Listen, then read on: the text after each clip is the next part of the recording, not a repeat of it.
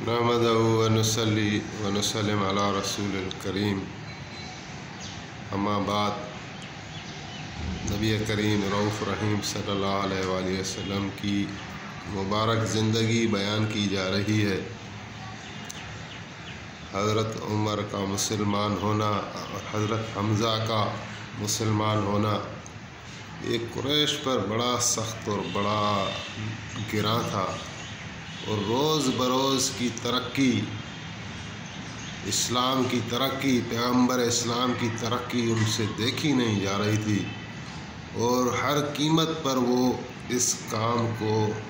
रुकवाना चाहते थे। और एक वजह ये भी थी कि अभी जो है इस्लाम यानी हर घर में दाखिल होता जा रहा था, जो कि संगीन दुश्मन थे नबी अलैहिस्सलाम के। लेकिन अगर हम उनके घर वालों पर भी नज़र डालें तो इस्लाम की रोशनी उनके घर के अफराद में पहुंच चुकी थी। तो ये सिचुएशन उनके लिए काफ़ी परेशान कुन थी। और ऊपर से जब ये नबी अलैहिस्सलाम को नुकसान पहुंचाना चाहते थे, रोकना चाहते थे, तो आगे इनको सामना हज़रत अबू तालिब और बनी हाशिम वालों के साथ करना पड़ता था। तो वो खाना जंगी वगैरह से भी बचना चाहते थे। और हकीकत है, मैं तो इसको इस तनाज़र से देखता हूँ कि ये यानी कर जाते सब कुछ, लेकिन अल्लाह ताला की जो मशीयत एज़ी थी, अल्लाह ताला की जो मदद अपने हबीब करीम के साथ थी, तो ये कर नहीं सके। ये इतने एक्सट्रीम पर थे कि कुछ भी कर गुज़रते, लेकिन उनको वो चीज़ें फिर उधर सुझाई नहीं देती थी। तो इन्होंने फिर अभी ये आपस में मशवरा किया कि फिर अब हज़रत अबू तालिब से बात की जाए। तो ये बार बार एक सोशल यानी प्रेशर डेवलप करना चाहते थे, और हज़रत अबू तालिब की खिदमत में गए और फिर वही बातें पेश कर दी। यानी कुरैश के जो रईस थे बड़े बड़े, जिसमें अबू जहल था, आस बिन वाइल थे, उतबा बिन रबी था, शेबा बिन रबी था,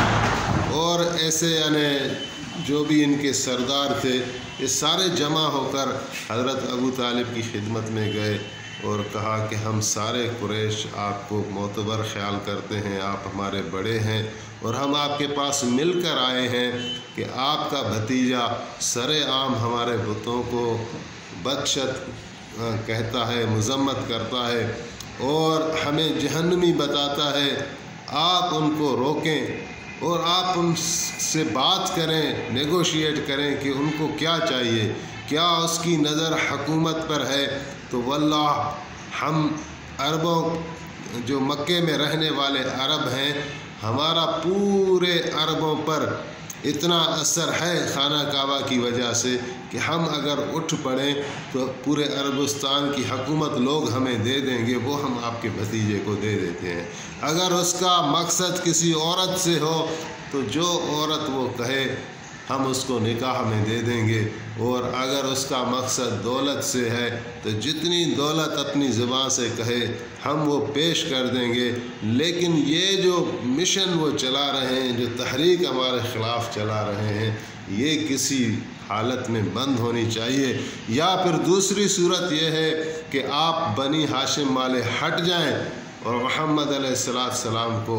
हमारे हवाले कर दें, वो जाने कि हम जाने, यानी आप अपनी सपोर्ट उनसे हटा दें ताकि वो निहत्ता हो जाए, फिर वो हमारे लिए मसला नहीं है। तो बज़ाहिर आकर हज़रत अबू तालिब पर इन्होंने सोशल हिसाब से इतना असर डाला कि वो भी आगे मजबूर हो गए और सोचने लगे कि अब ये ऑर्गेनाइज़ होकर यानी एक पेश भी हुए हैं और इतनी बातें लेकर आए हैं। तो हज़रत अबू तालिब को जहन लेकर एक तरह सा नबी अलैहिस्सलाम की खिदमत में चले गए ताकि कोई मसले का हल निकाले। फिर आपने हजूर को कन्विंस करने की कोशिश की और साथ में ये भी फरमाया कि भतीजे, अभी मैं भी बूढ़ा हो गया हूँ, میرے کندھوں پر بھی آپ ایسے وزن نہ ڈالیں جس کی اٹھانے کے میرے سکت نہیں، میری طاقت نہیں۔ تو ابھی یہ قریش کے معتبر رئیس لوگ سارے مل کر آئے ہیں اور یہ باتیں کر رہے ہیں، تو ابھی آپ بھی جو ہے کوئی صورتحال قبول کر لیں، اپنے اس مشن میں نرمی کر لیں۔ تو یعنی یہ وہ وقت تھا کہ ایک حضرت ابو طالب کے لہجے سے حضور علیہ السلام نے بھی یہ اخذ کیا کہ ابھی شاید وہ وقت آ گیا، ابھی وہ لمحہ آ گیا جو مزید حضرت ابو طالب میرا ساتھ نہیں دے سکیں گے۔ تو آپ کی مبارک آنکھوں میں آنسو آ گئے اور آپ نے فرمایا چچا یہ وہ مشن ہے، یہ وہ منصب ہے جو اللہ تعالیٰ نے مجھے سپرد کیا ہے، میں اس کو اپنی مرضی سے نہیں چھوڑ سکتا، میں تو یہ کرتا رہوں گا یہاں تک کہ یا تو اللہ تعالیٰ اس امر کو غالب کر دیں یا پھر اللہ تعالیٰ مجھے اس کام میں ہی پورا کر دیں۔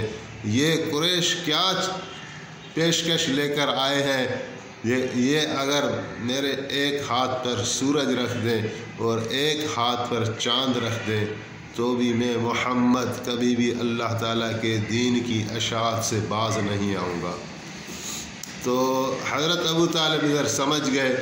اور نبی علیہ السلام کا درد بھی سمجھ گئے اور یہ بھی سمجھ گئے کہ شاید میرے گفتگو سے یہ تاثر لیا جا رہا ہے کہ میں ابھی حضور کا ساتھ چھوڑ دوں گا۔ تو فوراً فرمایا کہ نہیں،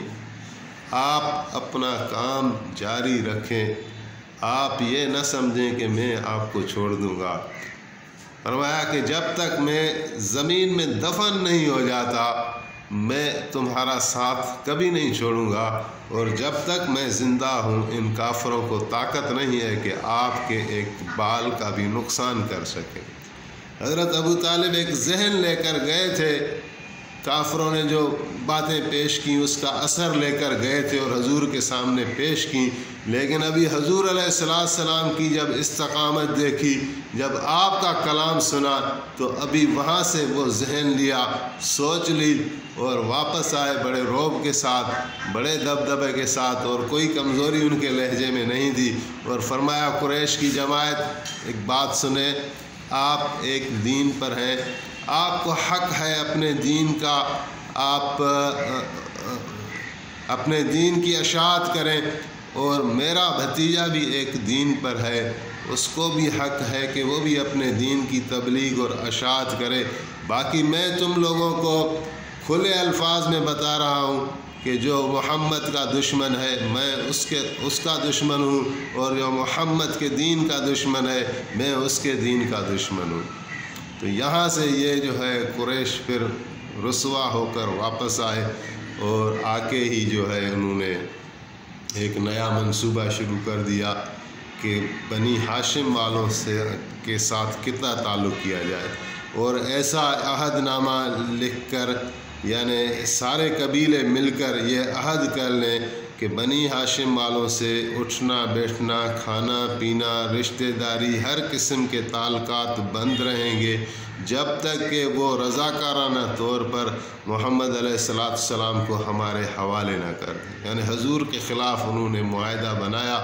اور معاہدے پر دستخط کی۔ معاہدے لکھنے والے شخص کا نام منصور ابن اکرمہ آیا ہے، اس نے جب ہاتھوں سے معاہدہ تحریر کیا حضور کے خلاف تو اگلے ہی دن اس کا وہ ہاتھ جو ہے وہ کام کرنا چھوڑ گیا اور اپنے انجام یعنی اس کا نتیجہ ظاہر ہوا۔ اچھا، انہوں نے یہ عہد نامہ لکھا اور ان پر ساروں پر دستخط کیے اور ایک ریشمی رومال میں لپیٹ کر اس کی اہمیت اور عظمت کو بڑھانے کے لیے خانہ کعبہ پر آویزاں کر دیا۔ اس میں سارے قریش کے معتبر قبیلوں کے سرداروں کے سگنیچر تھے کہ نبی علیہ السلام کو جب تک یہ قتل کرنے کی اجازت نہیں دیتے تو ان بنی ہاشم کے ساتھ اٹھنا بیٹھنا منع ہے۔ تو اس پر جب جناب ابو طالب کو پتہ چلا تو ان کو بڑا رنج ہوا اور کافروں کی طرف سے حضور کو نقصان پہنچانے کا ابھی اتنا وہ منظم انداز انہوں نے اپنایا جس سے حضرت ابو طالب کی پریشانی میں اضافہ ہوا کہ ایسے نہیں کہ حضور کو یہ کسی وقت کوئی نقصان پہنچائے. تو انہوں نے فوراً اپنے قبائل کو بلایا. بنی ہاشم اور بنی مطلب ایک ساتھ ہوتے تھے، تو ان کو بلایا اور ان سے عہد و پیمان لیا کہ چاہے کچھ بھی ہو جائے، کتنی سختی آ جائے، کتنی بھوک آ جائے، کیسے بھی حالات ہو جائیں، آپ حضور علیہ السلام کا دامن ہمیں نہیں چھوڑنا. حضور علیہ السلام کا جو حفاظت کا بیڑا ہم نے اٹھایا ہے اس سے ہمیں پیچھے نہیں ہٹنا. تو ساروں نے وعدے کیے. حضرت ابو طالب کا دلجوئی دی سوائے ابو لہب لعین کے کہ وہ کافروں کے ساتھ مل گیا اور بنی ہاشم کے ساتھ نہیں ملا. تو یہ یعنی 3 سال تک، اس کو تاریخ میں بولتے ہیں شعب ابی طالب. اس کی وجہ سے حضور علیہ السلام کو اپنے گھر چھوڑنے پڑے. مکے سے ایک وادی ہے، اس وادی میں رہنا پڑا اور شعب ابی طالب اس کا نام ہے. پھر یہ 3 سال بڑے مسلمانوں پر کٹھن اور مشکل گزرے، اور اس پہ یعنی کھانے پینے کی اشیاء بھی بنی ہاشم والوں کو کوئی پیسوں پر بھی دینے کے لیے تیار نہیں ہوتا تھا. ایک مرتبہ کا واقعہ ہے کہ بی بی خدیجۃ الکبریٰ کا کوئی بھتیجا تھا یا وہ داماد تھے حضرت ابو العاص، وہ کچھ کھانے پینے کی اشیاء چھپا کر مکے والوں سے لے جا رہا تھا کہ بیچ میں جو ہے ابو جہل نے دیکھ لیا اور سامنے آ گیا کہ یہ کیا کر رہے ہو، یہ عہد نامے کی خلاف ورزی ہے. تو ادھر ابو البختری تھا کوئی، اس نے جو ابو جہل کو روکا اور کہا کہ یہ کون سا انصاف کی بات ہے کہ ایک تم لوگوں نے ان کا کھانا پینا بند کیا ہوا ہے، اور خدیجہ ان کی پھوپھی لگتی ہیں، اور یہ اگر ان کے لیے کچھ کھانے کی چیز لے جا رہا ہے تو تمہیں کیا تکلیف ہے. تو اسی طرح یعنی یہ واقعات ہوئے اور ان بنی ہاشم والوں کے اوپر انہوں نے اتنی سختی کی کہ جو کافر تھے ابو البختری جیسے یا دوسرے بھی، ان کو بھی انسانیت کی بنیاد پر رحم آنے لگا کہ یہ غیر انسانی سلوک ہے. اور آخر کار انہوں نے ایک تحریک شروع کر دی کہ یہ عہد نامہ جو ہے وہ ٹوٹنا چاہیے اور یہ غیر انسانی سلوک ہے. ایسی باتیں کافروں کے درمیان شروع ہونے لگی. تو اس طرح لوگوں کا ذہن بنتا گیا کہ واقعی یہ صحیح کر رہے ہیں، اور 3 سال ایک بڑا عرصہ بھی ہوتا ہے. تو 3 سال اس کو پورے ہوئے تو نبی علیہ السلام نے حضرت ابو طالب سے فرمایا کہ